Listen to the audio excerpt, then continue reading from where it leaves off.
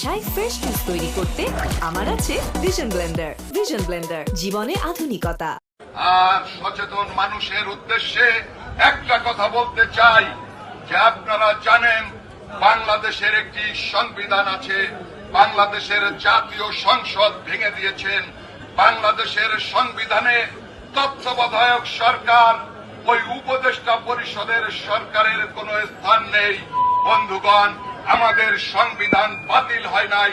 সংবিধান বাতিল না করে আজকে যে ইউনূস শপথ নিয়েছে, আইনের চোখে যা সম্পূর্ণ অবৈধ। আমরা জাতীয় নির্বাচনের মাধ্যমে আমরা দেশরত্ন শেখ হাসিনাকে আবারও বাংলাদেশের প্রধানমন্ত্রী করে এই বাংলার মাটিতে ফিরিয়ে আনবো ইনশাআল্লাহ। মুখে পদচ্যুত করে তারা প্লেনে বিমানে উঠতে বাধ্য করেছেন।